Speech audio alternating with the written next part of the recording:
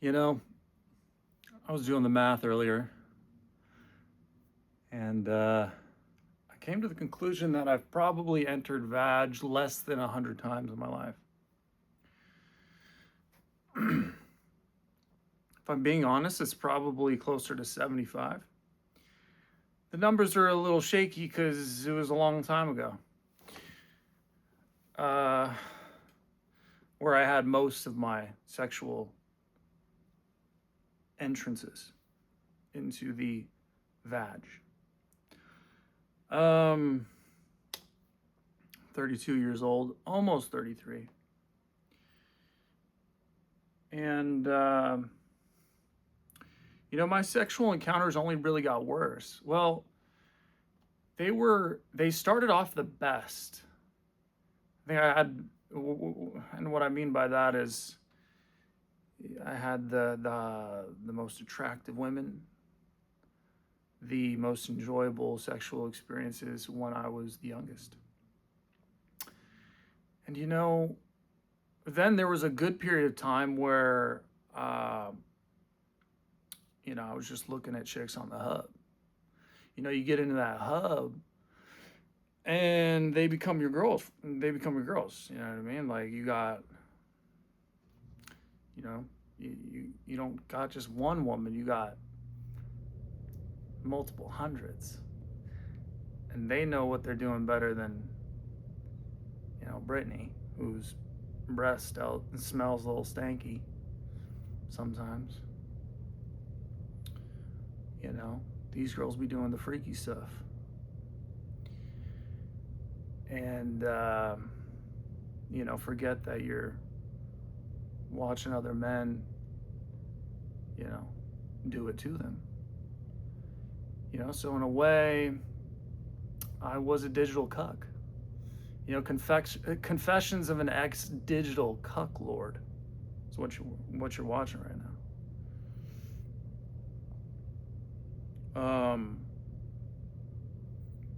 Nobody did it better.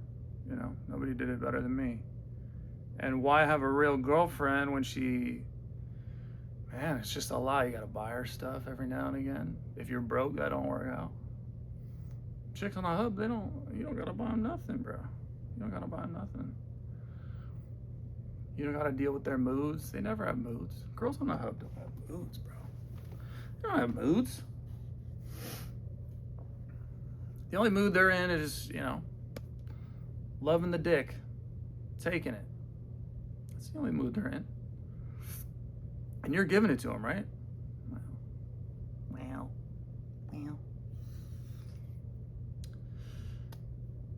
You can only help. But it is, in a way, it's a proxy. It's a proxy. The chicks on the hub are a proxy. And that's where that's where things kind of started to go wrong. It started to go wrong tremendously with women when I got into the hub, also known as the sites. And for me, the deeper I got into it, it was like a negative feedback loop. The more you get into it, the more addicted you get, the more you sever your connection with real women. And so real women for me kind of just became like a fantasy in my head. They were never someone that I could actually entertain because I was severely low energy, very unhealthy, and I didn't have a lot of money. I didn't have no motivation. I really had nothing going for me. There was nothing attractive about me as a person. And but in my mind, I still thought I was the shit. But there was always a sneaking suspicion that I was actually just trash because I would never actually talk to women. I could never actually make it happen with women. The women that I would try to make things happen with, I got way too much way too quickly. I would just kind of lose. I was just a slave to my image of them or them doing certain fantasies. Like I saw women you know, getting digged down on the reality kangs, you know? So I couldn't even view women correctly. So that made it, and at the time I didn't know any of this was going on. I just knew that any interaction I had with women, I would get hyper like emotional, and probably get too attached way too quickly, where it was just awkward. And then I just had these, I just saw them in a very lustful way. Not ideal.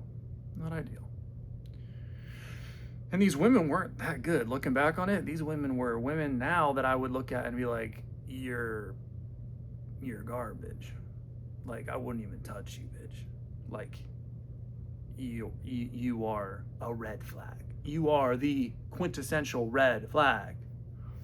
But back then, I mean, bro, head was just disconnected from my body. I didn't know what was going on. I didn't know north from south. I didn't know black from white. So things really only got worse.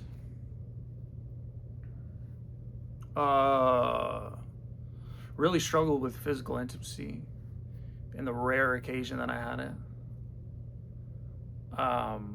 And then my most recent sexual experience was, it was the lowest of the low. Let's just say that it was. I think that experience woke me up. That was the one that kind of, it was mid-stroke. I remember it was like mid-stroke, and she was basically just using me as like a masturbatory machine. I was like thrusting, but she was just solely focused. I mean, I might as well not even been there, bro. Like, I might as well not even been. You want me to leave? Because you seem busy right now. She was just going to town trying to get off. You know how they focus. They do the thing on the clit, and they just, okay, like you're trying to do something. I've seen this on the hub. I've seen this. But at that time, I felt literally like so disconnected from her. Like, we were were we even having sex with each other? I don't know, bro. I don't know. We might as well not have been. Sex is supposed to be like an intimate thing, and this just was the furthest thing you could be from it. She was just going. I was just like, okay, like, and she was not, she was a bigger girl. Unfortunately. It's unfortunate to say that, the fall is steep. The fall is steep. You get on the hub, next thing you know, you got a big girl riding you, and you're not so sure about it. And the smells are kind of weird, and there's stuff in places that you don't want. A little too much stretch marks, you know what I'm saying? So, and if you're watching two different, it's possible that if she ever watches this, I'm not talking about you. You think that I'm probably talking about you, but I'm not talking about you, which means that there's two of them, which is, well, I might be talking about you. It depends on which one's watching this, because this could apply to another woman who's, a great chick. Wish we could still be friends, but so yeah, not talking about you, but maybe I am, depending on who's watching this, if you ever see it. But it was not ideal. I think it's at that moment, where she's, where the sweat is literally dripping down her back and her face is red and she's just going to town, and you're basically just You might as well just be just thrusting the air at that point. You know, she's not looking at you. You're not even there, bro. You might as well not even be there. You know, it's at that moment where you really, it's like you meet God. You know, it's like that's when I think a man is closest to God, is just when you're in a bigger girl and you know, you've fallen far, and this is, you know, you kind of hit your rock bottom, your low point, and you realize, wow, it's gotten bad, hasn't it? And he says, yeah, it has. I need to change some things, don't I? Yes, you do. Got to reevaluate. Yep. And it was after that where, you know, things really started to change for me. Man, that was just, it was so traumatizing of an experience. You know, we all have the ones, all of us have the ones where you're like, you wish you wouldn't. You wish you wouldn't have. You know, you wake up in the morning, you know, you wish you wouldn't have. And it's those moments. You know, it was that moment for me where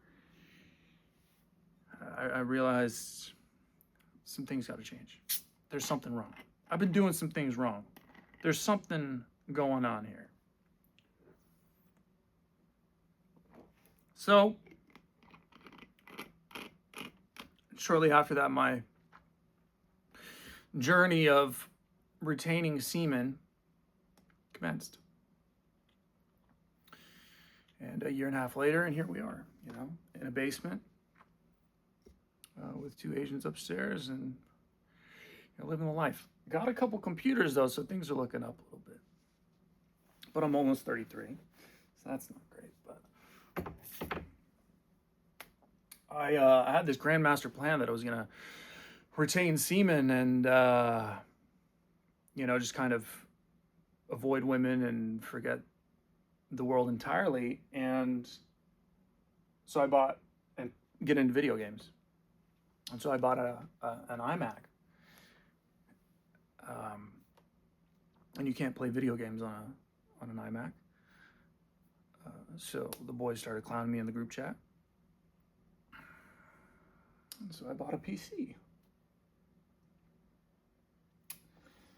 And now I have two computers.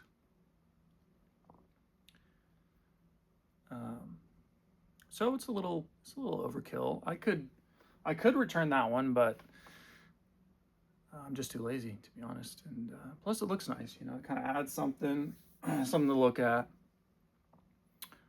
So if anything, it's just for decoration. Yeah, I bought a Mac for decoration. So.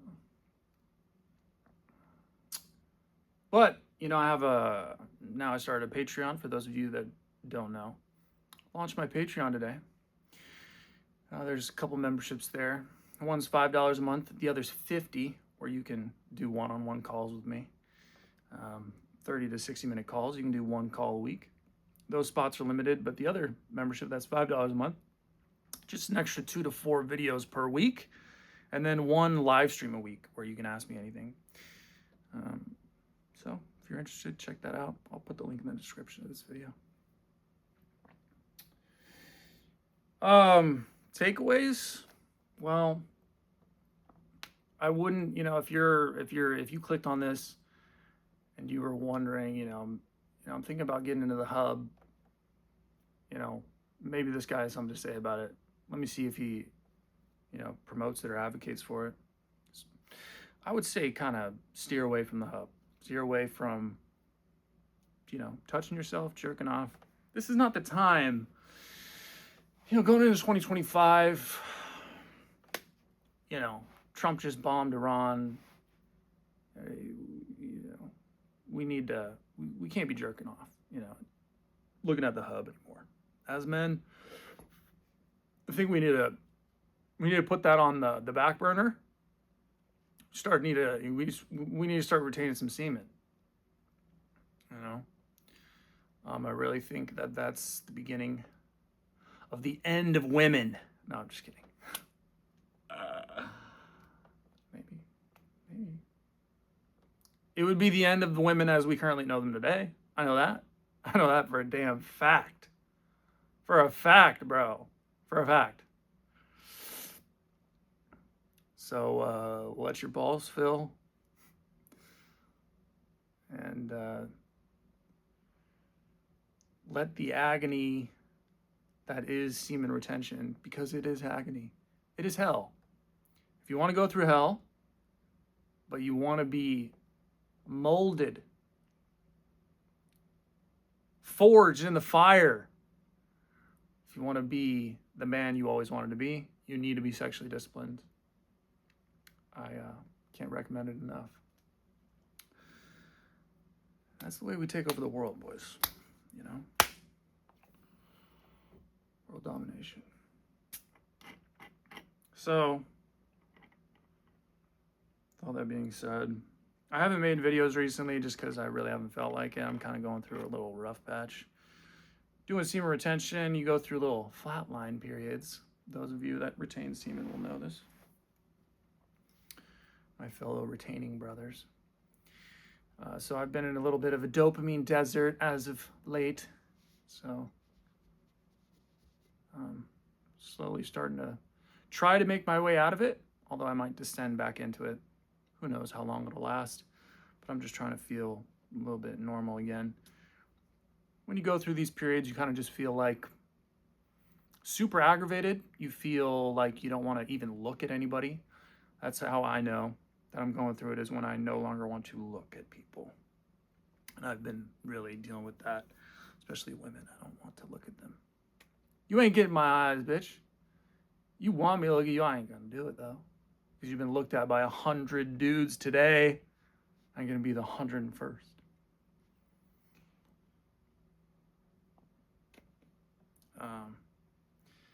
So yeah, you go through these rough patches where you just kind of feel like no motivation, don't really want to do anything. That's why I bought these. That's why I bought this video game. So I was like, you know what? I'm just gonna say fuck it. I'm gonna let the world pass me by. I'm not gonna go outside anymore. I'm just gonna let my balls fill with semen. I'm just gonna get on Elden Ring and just do multiple runs, and I might not even make a video ever again. Bye. But of course, that was just in the moment. And then, you know, time passes and things change. And then you get on a video and talk about, you know, your addiction to the hub and your worst sexual experiences of all time. So,